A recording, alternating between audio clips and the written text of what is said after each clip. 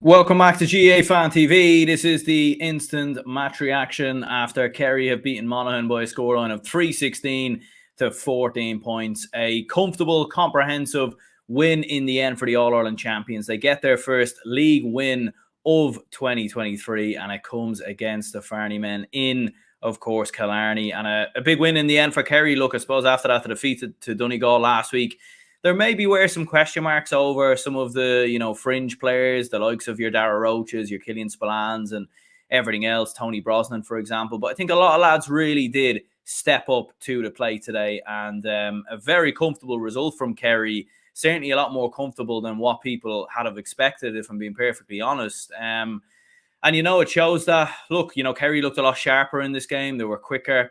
They took a while to settle into the game, and in the first half it was very even. It was sort of a very stop-start game. I thought there was a lot of fouls, a lot of frees. The game didn't really flow.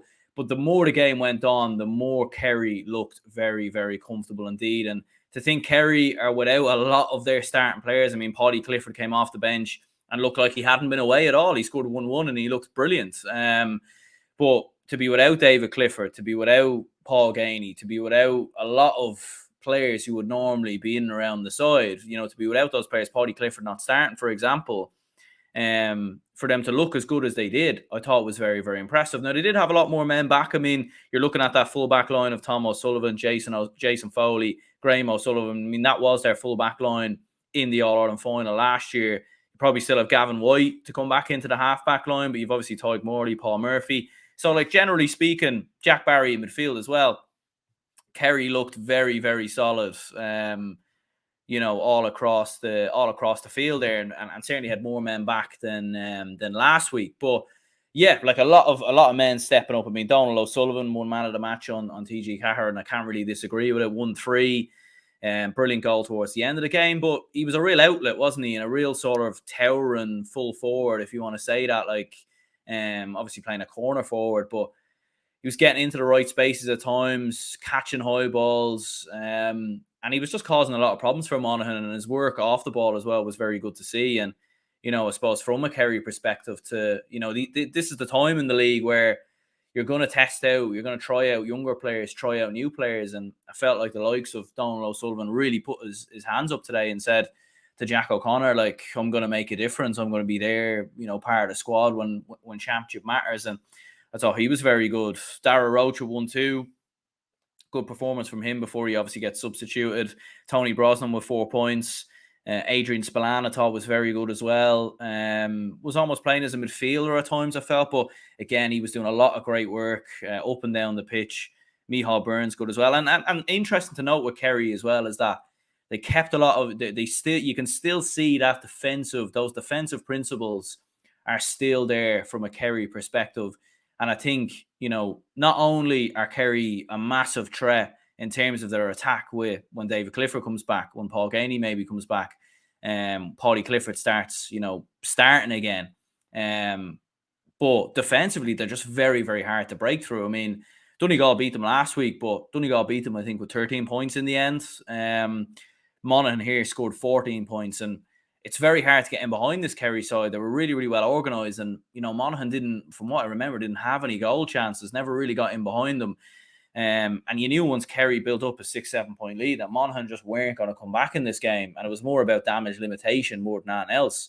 So I think that's a game or a part of Kerry's game that really does go unnoticed, in my opinion. And Tom O'Sullivan, outstanding, 2 points. And again, a very, very good performance from him in a cornerback. And, that's going to be the big test from a Kerry point, or from, for other sides as well, is that can you stop Kerry at one end, but can you get through them at the other? And We were seeing in that game with Monaghan, they were struggling to create chances. Like a lot of their scores came from frees, came from place balls.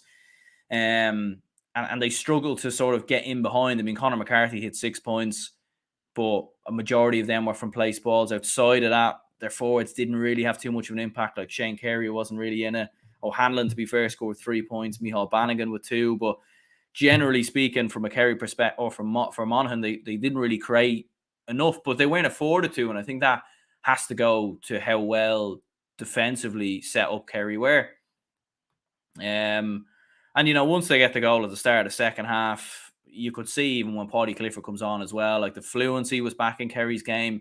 The confidence was there as well. And Kerry were just very, very comfortable. They were very, very comfortable indeed. And it was hard for Monaghan to put a stab at it. Ryan O'Toole obviously gets sent off for Monaghan for a bit of a... It was a little bit unlucky in some ways. Like, I don't think it was any intentional malice. I think only he knows himself, but it looks like he's putting his hand in to go for the ball, and Stephen O'Cumber's head just, happens to be sort of crouched down a bit, so it catches him in the head.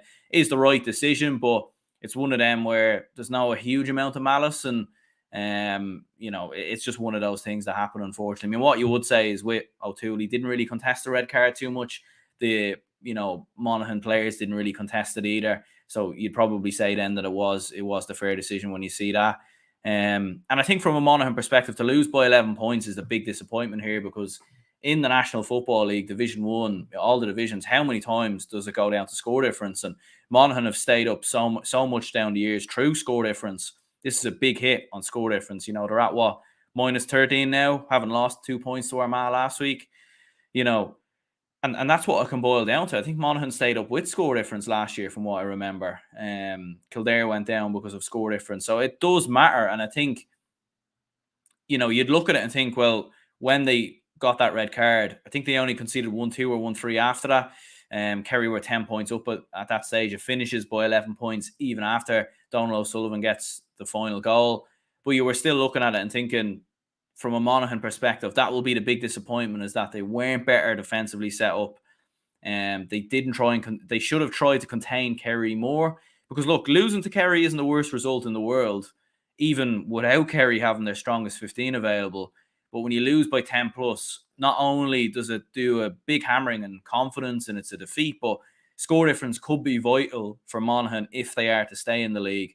So to concede, to lose by 11 points in the end, I think is, or 12 points actually it was in the end, wasn't it? Or 11 points, sorry, my maths is going all over the place there. But Mikey says he should have televised the Galway Roscommon game instead. Yeah, like it was on TG Cahir, the Donegal or the Kerry Monaghan game. But I do agree with you. Yeah, I think Galway Roscommon should have been on TV. I don't know why they did show Kerry Monaghan. Like, I don't even think half of Kerry were really interested in this game, to be honest. Apart from Monaghan, so Monaghan supporters would have had a big interest in it. But even at that, like a lot of us knew Kerry were going to win this game. You were thinking maybe with the fact that Kerry got beat last weekend by Donegal, that there might be an opportunity of a defeat, might be an opportunity of a shock. But the Galway Roscommon game, for me, yeah, like big rivals, Connacht rivals, especially with how Roscommon looked last week, should have definitely been the game they should have went with, in my opinion, to show today instead of Kerry Monaghan. Even the Tyrone Donegal game would have been a better game to show, in my opinion. But look, it is what it is. And to be fair, it was actually an all right game in the end, like 3-16 to 14 points. There was a lot of frees and place balls, and Kerry were very much in their groove. So I'm sure from a Kerry perspective, like, it was a very enjoyable performance to watch.